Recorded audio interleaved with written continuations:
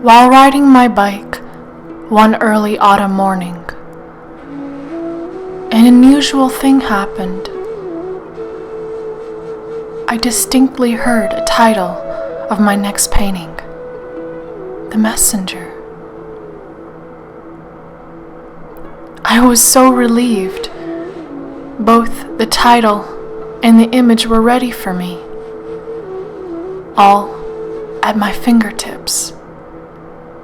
I could not wait until the next morning, when I could play with whites, in order to form a snow owl in flight.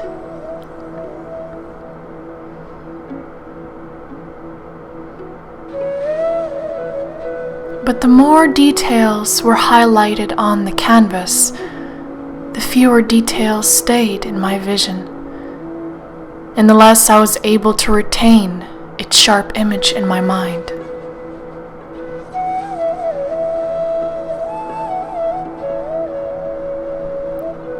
Then I noticed a nest, but by the time I filled it up with the eggs, the owl vanished. Not a feather was left in my sight. It flew away from me as fast as it had arrived, as if telling me it was enough. I have to trust an impulse, or maybe even a spiritual mandate, to eliminate my favorite characters on the canvas. Otherwise, I would not see what I'm supposed to see. But I was baffled. The messenger was still missing, and I just began the painting. I didn't know what to do.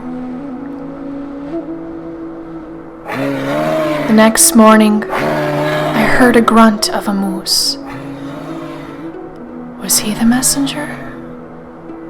No, he could not, because he himself was looking for safety and guidance.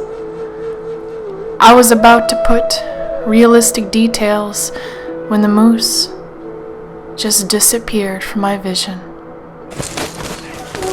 and two bald eagles started circling around. I decided to be guided just by the sounds and figure out the story through purely spontaneous strokes of paint. The spirit reveals to me the final painting only if I paint what is given to me at that particular time, and I must be authentic, with the slightest nuances.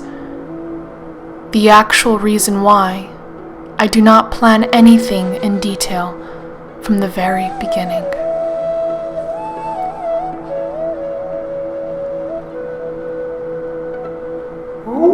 Another week passed by, and a howl of a wolf was bouncing off the cave walls. I doubted the wolf was the messenger, because by the time the echoes of the howl dissipated, I couldn't spot him anymore. I was unafraid to keep on painting and searching for my messenger. But then it hit me. I need to freeze the lake, and freeze it fast. I was certain the frozen lake would stay here unchanged. It was getting more and more frigid here. I really felt it.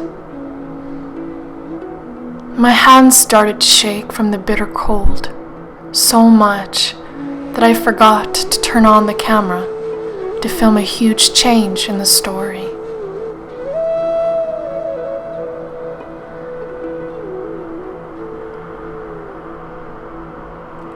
I had been absolutely positive that no human being would be on this particular canvas.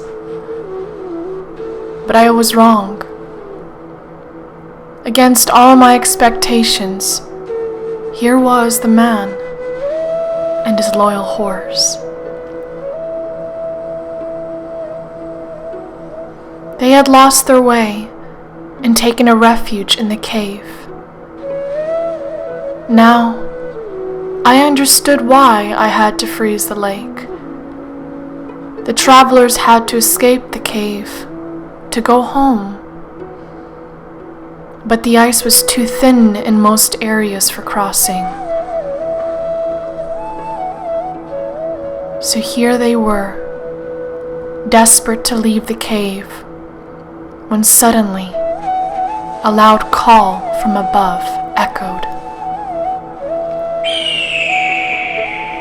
The same bald eagle who had been circling on my canvas for quite a while was flying over the lone strangers, encouraging them to follow him.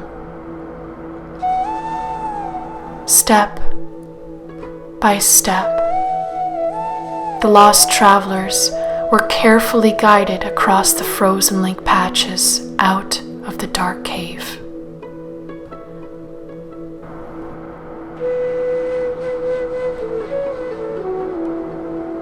The messenger was finally found. It was the eagle, the spirit. The only way I could be led to the end of the story was by listening to the spirit call from the very beginning to the end. By listening to every move of a flight, every drip from the cave lime icicles, and every crackling sound of the freezing lake.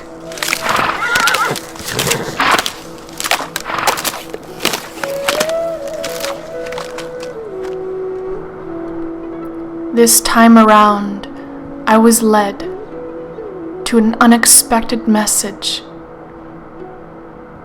of faith and guidance.